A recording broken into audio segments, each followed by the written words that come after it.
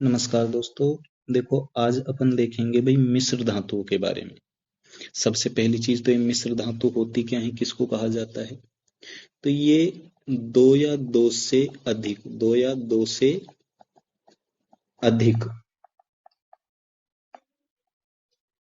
धातुओं का, किसका, धातुओं का ठोस विलयन है। कैसा विलयन है, ठोस विलयन है। एक प्रकार से आंशिक भी हो सकता है, जो पूर्ण विलय भी हो सकता है। इसे हम क्या कहते हैं, मिश्र धातु कहते हैं। अब मिश्र धातुओं के बारे में देखिए, अगर अपन देखें तो सबसे महत्वपूर्ण चीज ये आती है। मिश्र धातुओं में अगर आप देखोगे तो आपको ये सब समान नजर आते हैं लगभग। याद करने में सबसे बड़ी दिक्कत उत्पन्न होती है। तो हम मेन चीज है इनको याद कैसे करें। तो याद करने के लिए देखिए अपन को एक तरीका याद रखना है। अपन तो इसके बारे में कुछ ट्रिक देखेंगे।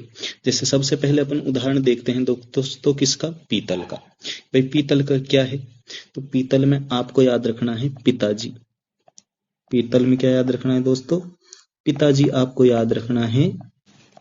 अब पिताजी से अर्थ यहाँ पर क्या है, देखो पी से तो दोस्तों हो जाएगा पीतल, ता से हो जाएगा तांबा, और जी से क्या हो जाएगा, जिंक। जी से क्या हो जाएगा, जिंक हो जाएगा। यानी पीतल में किस किस का मिश्रण है, तो कॉपर और जिंक का, यानी तांबा और किसका मिश्रण पाया जा रहा है, जिंक का मिश्रण पाया जा रहा है। अब इनकी परसेंटेज वैल्यू देखो, पीतल सभी की परसेंटेज वैल्यू अपन को याद करना जरूरी नहीं है, लेकिन पीतल में जरूरी है। पीतल के अंदर कॉपर तो कितना है, 70%, और जिंक कितने परसेंट पाया जा रहा है, 30%। दोनों का जो एक प्रकार से मिश्रण बना, वो मिश्रण ही क्या कहला रहा है, पीतल कहला रहा है। तो पीतल में मेन चीज आपको क्या याद रखनी है, पिताजी याद रखना है। ठीक है। इसके बाद पिताजी में ही एक प्रकार से पीतल में ही, यानी सीधा कहें सेम जो मिश्रण है वो डच मेटल का है। सेम किसका पाया जा रहा है, मुंज मेटल का पाया जा रहा है। अगर आप डच मेटल के अंदर देखोगे तो देखिए डच मेटल आपको नजर आ रहा है, इसके अंदर कॉपर और जिंक कितना हो गया, 80 और कितने परसेंट हो गया, 20% हो गया। और इस डच मेटल का उपयोग होता है सस्ते आभूषण के रूप में। क्या बनाने के लिए दोस्तों, सस्ते आभूषण बनाने के लिए अगर पूछा जाए तो किसका प्रयोग किया जाता है, डच मेटल का। जबकि वहीं पर अगर आप मान लो कॉपर की मात्रा और कम कर दी, 60% कर दी, और जिंक अपन ने कितना परसेंट कर दिया, 40% कर दिया, तो इसका निर्माण हो जाएगा मुंट्स मेटल। क्या हो जाएगा, मुंट्स मेटल। और इसका उपयोग जो नाव बनाई जाती है ना, नाव के जो तख्ते होते हैं, क्या होते हैं, तख्ते होते हैं, उनको जोड़ने के लिए किसका प्रयोग किया जाता है, तो नाम याद रख लेना, किसका प्रयोग होता है, मुंट्स मेटल का प्रयोग किया जाता है। वहीं पर अपन नेक्स्ट दो देखते हैं। सबसे ज्यादा इंपॉर्टेंट अगर देखा जाए तो बहुत ही महत्वपूर्ण एक प्रकार से मिश्र धातु है। और इसके बारे में देखो क्या याद रखना है आपको। जर्मन सिल्वर में डायरेक्ट आपसे एक चीज पूछ सकता है। देखो क्या पूछेगा जर्मन सिल्वर के बारे में। एक तो जर्मन सिल्वर किस किस का मिश्र धातु है, किस किस से बनी हुई है, तो इसको याद रखना है आपको। ठीक, पिताजी कहाँ गए, पिताजी जो हैं वो गए जर्मनी। कहाँ गए, जर्मनी गए, और वहां से क्या ले आए, निकेल। क्या ले आए, निकेल ले आए। अब आपको याद क्या रखना है, पिताजी कहाँ गए हैं, जर्मनी, क्या लेकर आए, निकेल। तो पिताजी तो आपको पता है क्या क्या होती है, कॉपर और जिंक होती है। कहाँ गए थे भाई, जर्मनी, क्या लाने के लिए, निकेल लाने के लिए। तो जो जर्मनी से तो याद रखना है जर्मन सिल्वर, और पिताजी से कॉपर जिंक, और क्या लेकर आए, निकल। यानी कॉपर और जिंक पिताजी के साथ अब आई क्या है वापस, निकेल। तो पिताजी के साथ निकल आई, पिताजी कॉपर जिंक साथ में निकले, तो जर्मन सिल्वर क्या हो गई, कॉपर प्लस जिंक प्लस निकल। परसेंटेज आपको जरूरी याद रखनी नहीं है। इसमें से देखो महत्वपूर्ण प्रश्न ये बनता है, ये पूछ लेता है, बताइए भाई कि जो जर्मन सिल्वर में, उसमें सिल्वर कितने परसेंट है। तो याद रखना है, जलवर सिल्वर, जर्मन सिल्वर के अंदर सिल्वर की परसेंटेज मात्रा कितनी है, 0%। कितनी है, 0%। केवल इसकी संरचना या सीधा देखें अपन, रंग जो देखें वो सिल्वर के समान होता है, इसीलिए इसका नाम क्या रखा है, जर्मन सिल्वर रखा है।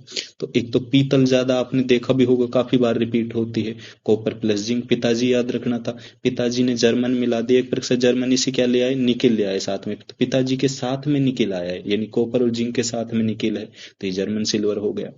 इसके बाद देखिए आप एक चीज कॉमन देखो, पीतल में भी कॉपर जिंक, डच मेटल में भी कॉपर जिंक, मुंट्स मेटल में भी कॉपर जिंक, जर्मन सिल्वर में भी कॉपर जिंक है, यानी पिताजी ही है, साथ में केवल क्या मिला है, निकेल।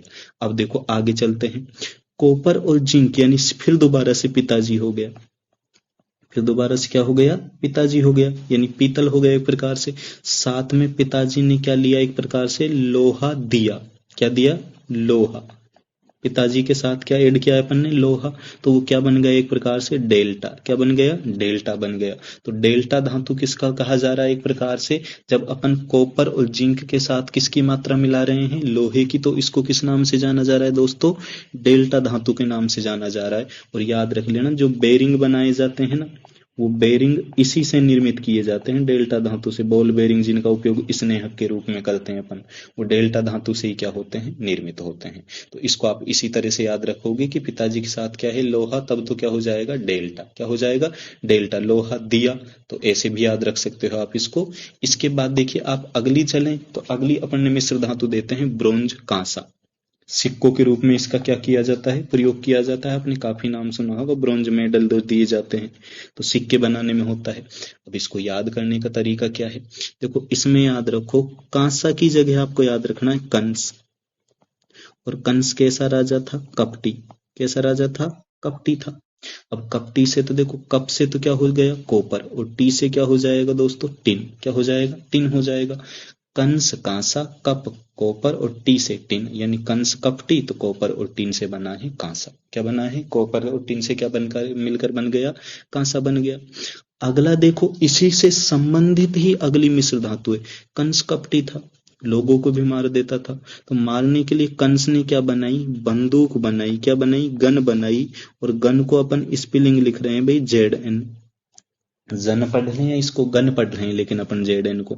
तो गन बनाई, तो कंस ने बनाई। कंस क्या था, कॉपर और टिन, कपटी था। साथ में उसने क्या बनाई, गन, ZN बनाया। तो गन मेटल जो है वो किसके साथ, कांसे में क्या मिला दिया, एक प्रकार से कांसे में क्या मिलाया, गन मिलाया, यानी जिंक मिलाई, तो किसका निर्माण हो गया, गन मेटल का।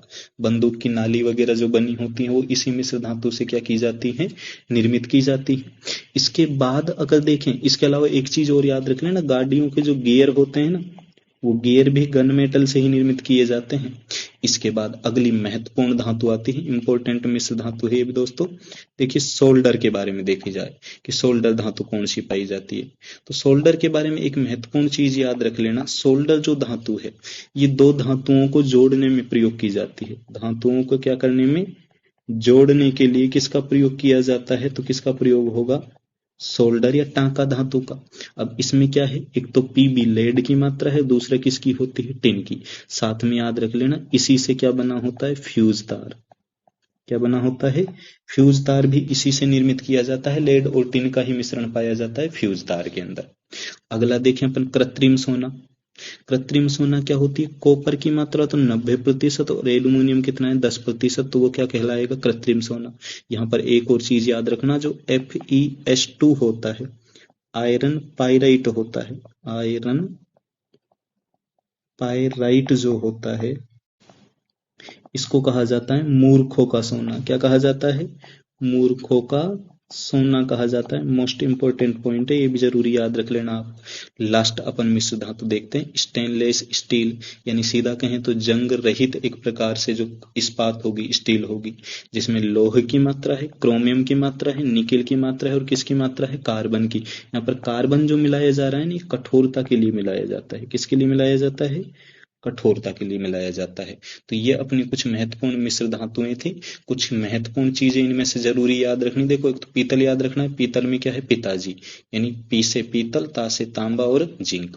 उसके बाद डच मेटल और मुंट्स मेटल दोनों ही पिताजी, पर डच और मुंट्स दोनों क्या है, पिताजी में के अंदर आ गई, पीतल के समान है, बस मात्रा का अंतर है। इसके बाद जर्मन सिल्वर, मोस्ट इंपोर्टेंट मिश्र धातु है।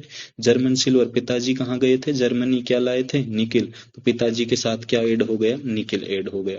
उसके बाद डेल्टा धातु, डेल्टा में पिताजी के साथ क्या ऐड हुआ है, लोहा, यानी कॉपर और जिंक के साथ लोहा ऐड किया। कंस कैसा व्यक्ति बताया आपको, कपटी, यानी कॉपर और टी, तो कांसा क्या है, कॉपर और टी। अब कंस के साथ क्या बनाई, कंस ने जिंक से क्या बनाई, ZN से क्या बनाई, गन, तो कॉपर टिन के साथ क्या मिक्स हो गया, ZN जिंक मिक्सर हो गया। इसके बाद सोल्डर टांका धातु, लेड प्लस टिन की मात्रा, इसी से फ्यूज तार बनाए। कृत्रिम सोना, देखो कॉपर सोने जैसे रंग का ही तो होता है, उसमें एल्यूमिनियम मिला दिया तो उस वास्तविक सोने जैसे रंग का नजर आने लगा, तो उसको कृत्रिम सोना कहा। लास्ट क्या पढ़ा है अपन ने, स्टेनलेस स्टील। तो ये